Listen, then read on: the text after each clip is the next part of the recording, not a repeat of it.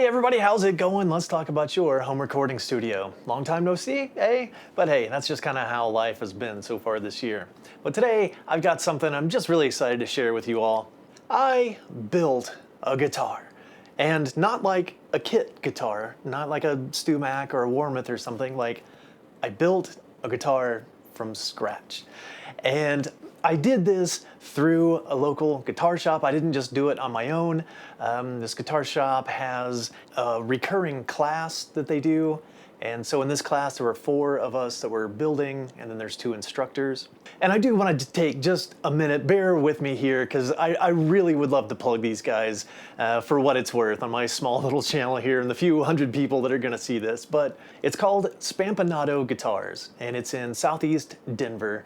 I'm here in the Denver metro area. So if you're in the Denver metro area and you're looking for somebody, for either just sales, but also repair, they build guitars, a really great group of guys there, really nice shop. They got some really awesome stuff on the floor there to buy and shop, but they're also very talented builders and repairmen as well.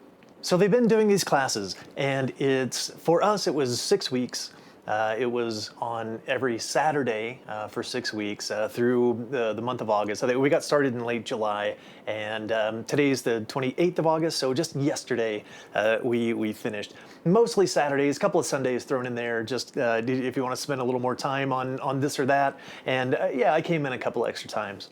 But we went through the whole process from scratch. We picked our blocks of wood for the body and for the neck. We picked our fretboard material, and we just went at it and built a guitar completely from scratch. One of the guys, as far as I understand, one of the guys, Mason, designed the system that we all used, and as a testament to that system, the 4 of us students with 0 experience in building instruments, most of us with little, if any, experience in woodworking in the first place, much less an instrument, we all ended up with, very much playable instruments out of the whole deal. So I think that's a testament to the system. It's kind of foolproof. Of course, everybody is going to end up with something a little bit different, not only in decisions that you make, but, just little things along the way. And we'll see a couple of the idiosyncrasies of my specific guitar as well. But yeah, a big thumbs up and a big shout out to you guys at Spampinato. I really appreciate leading us through the process and everything. It was a lot of fun, very rewarding, and ended up with a very nice instrument here. So let's take a look at what I ended up with. So in this class, we all built Telecasters. Or a Telecaster style guitar. I think that the templates and everything are just different enough from an actual Telecaster to stay out of copyright type trouble or anything. But this fella is what I ended up with. And I am actually going to go back and get a finish put on this. I'm actually going to have it painted in a nitro finish. So this is no finish other than just the sealer, the sanding sealer that we used on it. But I am just so through the moon. I've been playing this so much the last couple of days. I haven't been playing much for the last several months. I hadn't been making videos or anything. I'm a little out of practice. My fingers are definitely feeling it today. I played more in the last 24 or 36 hours than I have for the last 6 months combined probably. But let's take a look at what all went into this process and what I ended up with in the end. So first and foremost, this is an ash body. So it's a 2-piece ash body. They had a few slabs of ash to choose from, and this is the one that I chose. I really liked the figuring, and I think with a semi-transparent blonde or antique white finish on this, with that grain showing through, I think it's gonna look like $1,000,000. I think it already looks pretty darn cool. My wife, who was the one that convinced me to go back for the finish because she knew that I would be happier with it once she saw it. She really likes the way it looks as it is. I don't know. What do you think? Quick look at the back. I don't have the ferrules in here since I am going back for a finish that would have been a big pain in the butt to have to extract those before they painted it or anything. But I think the back looks very nice as well. But yeah, I'm glad I chose this as the top and not the back because that figuring just really pops on there. The neck is a roasted maple, and it has a clear, kind of a wax on it that kind of gave it this satin finish. And I'm not exactly sure how much detail you can see through the camera here, but let's get in here a little bit closer. And you can kind of see the figuring on the neck. Again, I got to pick my own slab of roasted maple for the neck. And I'm glad, again, that I chose this one. I really like the figuring here and how it just kind of continues all up. The neck, or sorry, the fretboard is a rosewood. They had a couple of guys chose ebony, and I figured with the look I'm going for against that kind of vintage white body, I think the rosewood is going to look a little bit classier than the super dark ebony. Very nice. The inlays are abalone. And again, you know, I just sifted through the box and picked the exact ones that I liked and stuck them in there and oriented them, you know, everything. That is definitely one idiosyncrasy here on mine, is that I didn't quite nail the alignment, did I? Like, I got that 3rd fret marker pretty much right, and all the other ones are just a little bit off. But hey, you know, if you ever see some guy up there playing a Telecaster with slightly off-center fret dots, you'll know it's me. For the pickguard, I went with the white, black, white. I left the film on, thinking I would just leave it on until after I get it finished, but since I've been playing it so much and playing it so hard, it started to lift. So let's do the peel real quick. What do you say? This might be at least a little satisfying.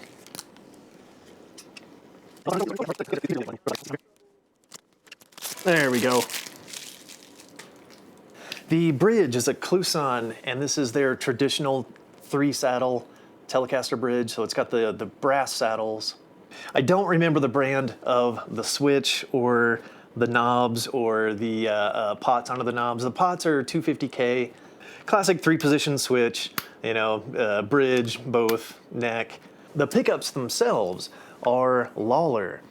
This is Lollar's 52, or what do they call it, 52T maybe? I think all their Telecasters just have the T designation, so it's kind of they're one of their more kind of vintage styled, vintage voice, kind of vintage output.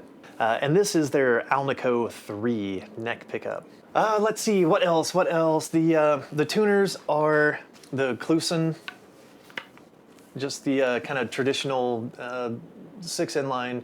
And these modern ones, like these actually feel kind of nice. My Jazzmaster, my old Jazzmaster's got the really old, you know, 60-year-old Klusons, and they don't feel all that great after 60 years. They're a little finicky to turn, but these actually feel pretty darn nice. We got our little string tree in there that we put on as one of our last things. And actually on the last day, we did the nut. So, you know, cut my own nut and everything. They had kind of gotten it rough cut and just got the string spacing started for us, but you know, we did all the filing and sanding and all that stuff, and you know, mine came out okay, but you know, not perfect, but okay. It feels pretty good. I think it looks fine. The fretboard was already cut for all the fret slots. That was something that I was really kind of worried about actually doing, and I'm kind of glad that that was already done for us. So they ordered these fretboards from a company that already has them radiused and has the fret slots cut in them. So we just hammered in the frets and cut them and dressed them and all that stuff. If we get in here really close, you can see I got a little hacky with my fret filing and everything, and I'm not sure if you can see it or not, but there's definitely some battle scars in there from trying to dress up the fret ends and using the crowning tool and everything. So, but I'll toss up a few pictures. It just the process along the way of we used templates to cut out the body. We used templates to cut out the overall neck shape and the headstock shape. We used templates for the routing holes in the body and all the screw holes of where the hardware attaches. We soldered together all of the electronics inside and in the control cavity. We soldered our own pickups and switch and volume and tone pots and all that stuff. And really, I think that the thing that I'm most proud of out of the whole thing is we shaped our own neck. I mean, it was just a block of maple and with a hand planer and a rasp and then a whole lot of sanding with various grits of sandpaper, some steel wool. We actually cut our own necks, profile and everything. And here, let's take a look at the toughest part was definitely getting the transitions between the curvature of the neck and the kind of blocky parts, you know, the different shapes and, you know, things that I'd never really thought of.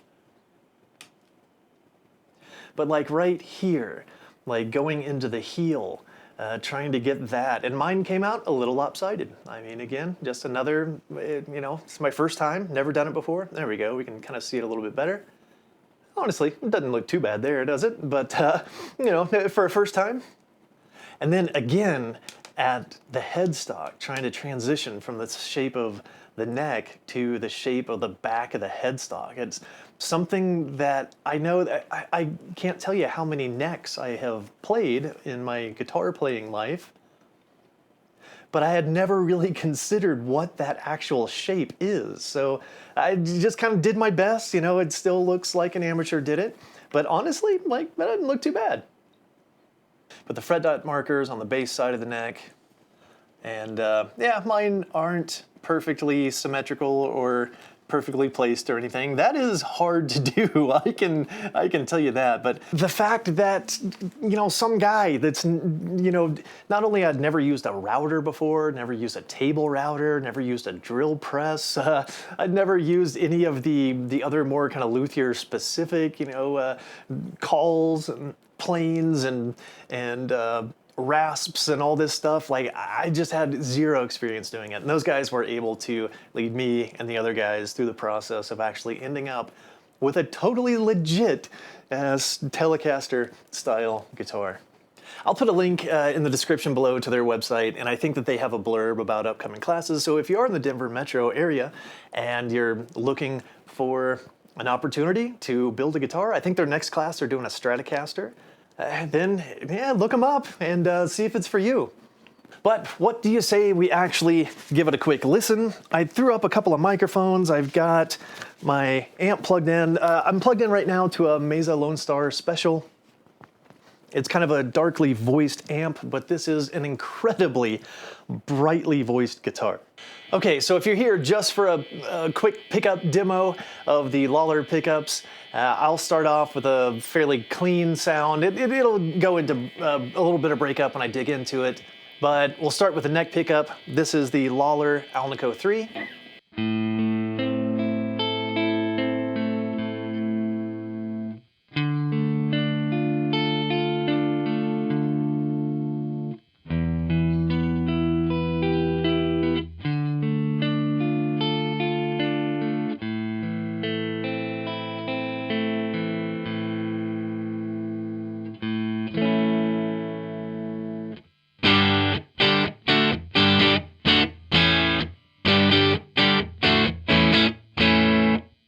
Okay, then we'll switch over to the bridge pickup.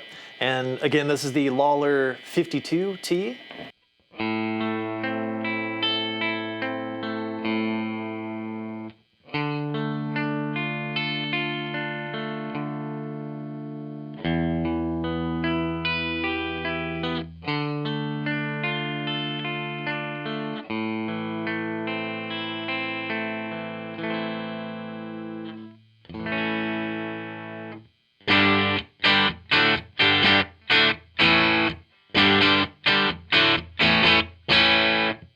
And let's hear them both the Alnico 3 and the 52. And man, yeah, you can hear it really kick that hum.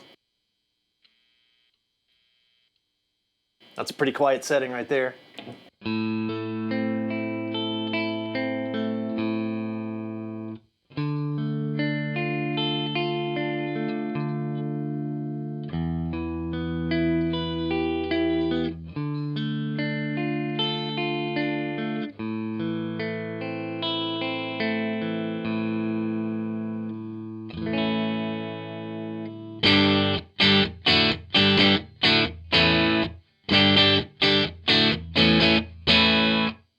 right, and that's cleaner than I like to play, so I'm gonna kick on JHS Colour Box. Of course, you know, single coil pickups are gonna get a fair amount of noise. This is kind of a noisy spot in the room as it is. But let's just have a little bit of fun, play a couple things.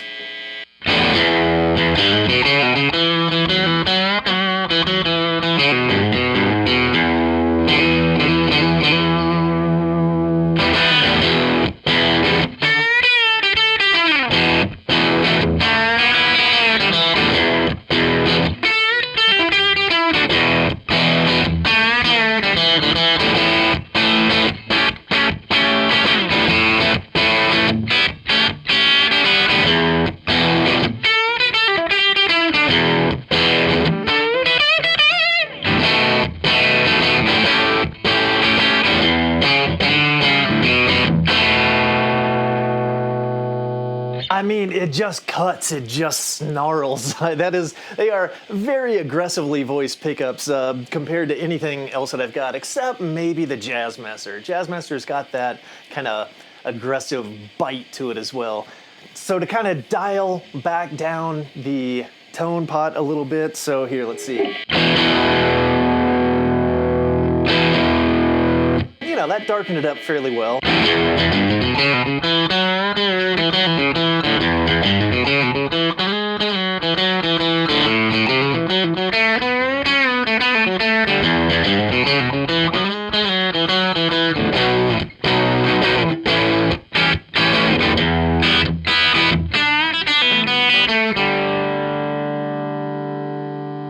And then it'll get super dark with these pots in here, so just all the way down.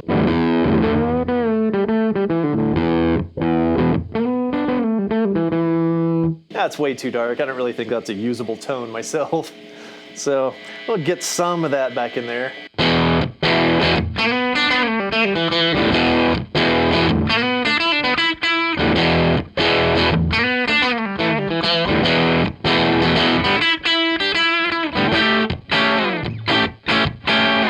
Like they're so chimey, they can put up with this amount of distortion and still, to me, sound relatively clear, or very clear, actually.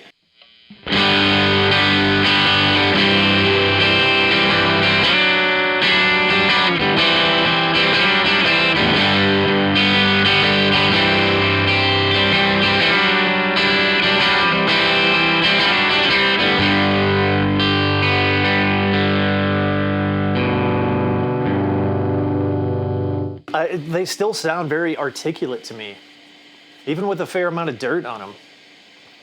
And speaking of a fair amount of dirt, let's click on a BK Butler tube driver on top of the JHS.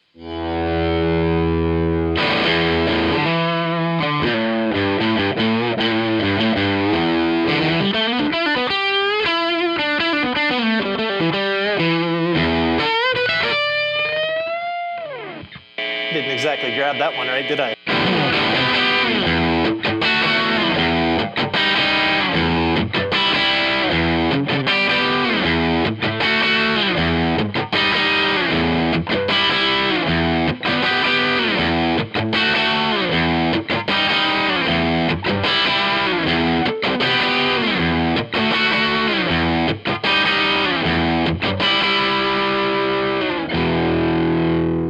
Oh, and what else? Oh, why don't we just go ahead and click on a fuzz? This is a fuzz before the color box.